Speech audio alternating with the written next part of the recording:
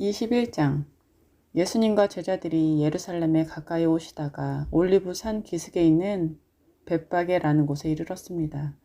예수님께서는 거기서 2명의 제자들을 마을로 보내셨습니다. 예수님께서 말씀하셨습니다.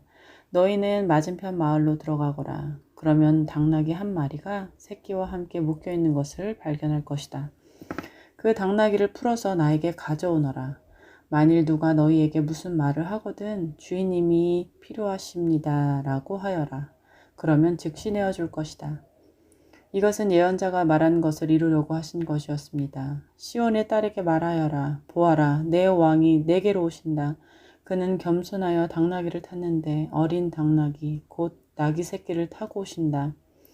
2 제자들이 가서 예수님께서 지시하신 그대로 했습니다. 그들은 당나귀와 그 새끼를 데리고 와서 그 등에 자기들의 옷을 깔았습니다. 예수님께서는 그 위에 앉으셨습니다. 수많은 사람들이 자기 옷을 벗어 길에 깔았고 나뭇가지를 잘라 똑같이 했습니다. 예수님의 앞뒤에서 따라가던 사람들이 소리쳤습니다. 다윗의 아들에게 호산나, 주님의 이름으로 오시는 분이 복되도다. 높은 곳에서 호산나. 예수님께서는 예루살렘으로 들어가셨을 때 온 도시는 흥분으로 가득했습니다.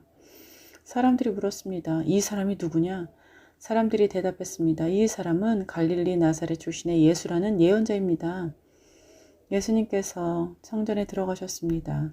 예수님께서는 성전에서 사고 파는 사람들을 모두 내쫓으시며 돈 바꾸어 주는 사람들의 책상과 비둘기 파는 사람들의 의자를 둘러 엎으셨습니다. 그리고 사람들에게 말씀하셨습니다. 내 집은 기도하는 집이라 불릴 것이다. 라고 성경에 기록되어 있는데 너희는 오히려 강도의 소굴로 바꾸어 버렸다. 성전에서 보지 못하는 사람들과 다리를 저는 사람들이 예수님께 오자 예수님께서는 그들을 고쳐주셨습니다. 대제사장들과 율법학자들이 예수님께서 하신 여러 가지 놀라운 일들과 다윗의 자손에게 호산나라고 외치는 아이들을 보았습니다. 그들은 매우 화가 났습니다. 그래서 예수님께 말했습니다. 이 어린이들이 말하는 것이 들립니까? 예수님께서 대답하셨습니다. 그렇다. 너희는 성경에서 읽지 못하였느냐? 어린이와 젖먹이들의 입으로 찬양을 준비하셨다. 예수님께서 그곳을 떠나 베단이라는 마을로 가셔서 거기서 밤을 보내셨습니다. 아침이 되어 예수님께서 예루살렘으로 돌아오실 때 몹시 시장하셨습니다. 마침 길 옆에 있는 무화과 나무 한 그루를 보시고 나무 곁으로 다가섰습니다. 그러나 그 나무에는 잎사귀만 있을 뿐 열매는 보이지 않았습니다. 예수님께서는 그 나무를 향해 말씀하셨습니다. 다시는 내가 열매를 맺지 못할 것이다. 그러자 즉시 나무가 말라버렸습니다. 이것을 본 제자들이 놀라서 물었습니다. 어떻게 무화과 나무가 그렇게 빨리 말라버렸습니까? 예수님께서 제자들에게 대답하셨습니다. 내가 너희에게 진정으로 말한다. 너희가 만일 의심하지 않고 믿기만 한다면 내가 이 나무에게 한 것을 너희도 할 수 있다. 그뿐 아니라 이 산더러 산아 들려서 바다에 떨어져라 하고 말하면 이건 역시 그대로 될 것이다. 너희가 믿고 기도로 구하는 것은 모두 받을 것이다. 예수님께서 성전에 오셔서 가르치실 때 대제사장과 백성의 장로들이 와서 물었습니다. 당신은 무슨 권한으로 이런 일을 하는 것이오? 누가 당신에게 이런 권한을 주었소? 예수님께서 이들에게 대답하셨습니다. 나도 너희들에게 한 가지를 묻겠다. 만일 나에게 대답하면 내가 무슨 권한으로 이런 일을 하는지 말해주겠다. 요한의 세례가 하늘로부터 온 것이냐? 아니면 사람에게서 온 것이냐? 제사장들과 장로들이 서로 의논을 하였습니다.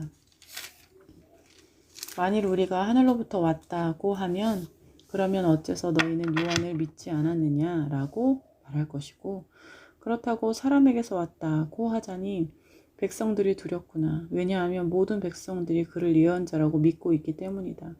그래서 그들은 예수님께 대답했습니다. 우리는 알지 못하오.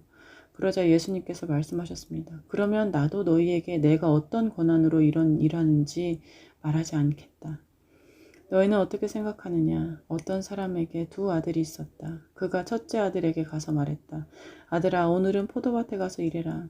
그 아들은 싫습니다. 라고 대답했다. 그러나 나중에 마음을 바꾸고 포도밭으로 갔다.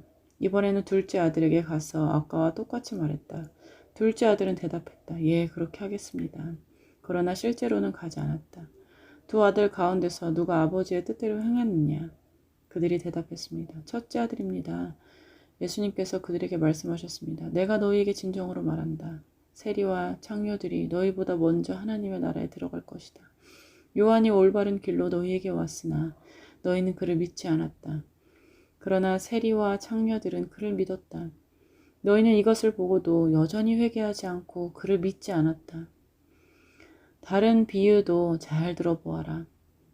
어떤 밭 주인이 있었다. 그가 포도밭을 일굴고 담장을 두르고 포도즙을 짤 구덩이를 파고 망대를 세웠다. 그리고 포도밭을 농부들에게 빌려주고 여행을 떠났다. 추수할 때가 다가오자 주인은 농부들에게 종을 보내어 자기 몫의 수확을 받아오게 했다. 그러나 농부들은 그 종들을 잡아서 하나는 때리고 하나는 죽이고 또 하나는 돌로 쳐 죽였다. 그 주인은 처음보다 더 많은 종들을 그들에게 보냈다. 그러나 농부들은 그 종들에게 똑같은 짓을 했다. 결국 주인은 자기 아들을 농부에게 보냈다. 그는 농부들이 내 아들은 존중할 것이다 라고 생각했다. 그러나 농부들은 아들을 보며 서로 말했다. 이 아들은 상속자니 이 사람을 죽이고 유산을 가로채자. 농부들은 그 아들을 잡아 포도밭 밖으로 끌고 나가 죽였다. 그렇다면 포도밭 주인이 왔을 때 이 농부들을 어떻게 하겠느냐? 그들이 예수님께 대답했습니다. 그 못된 농부들을 죽일 것입니다. 그리고 그 포도밭은 제때에 수확한 것을 바칠 수 있는 다른 농부들에게 빌려줄 것입니다. 예수님께서 그들에게 말씀하셨습니다. 성경에서 이 말씀을 읽지 못하였느냐? 건축자가 버린 돌이 모퉁이의 머릿돌이 되었다. 이것은 주님께서 하신 일이니 우리 눈에 놀라운 일이다. 그러므로 내가 너희에게 말한다.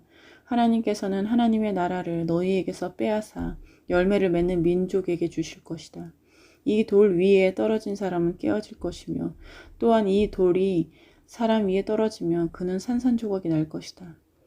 대제사장들과 바리새파 사람들은 예수님의 이 비유를 듣고 자신들을 두고 하시는 말씀이라는 것을 알았습니다. 그들은 예수님을 체포하고 싶었지만 사람들이 두려워했습니다. 왜냐하면 사람들은 예수님을 예언자라 생각하고 있었기 때문입니다.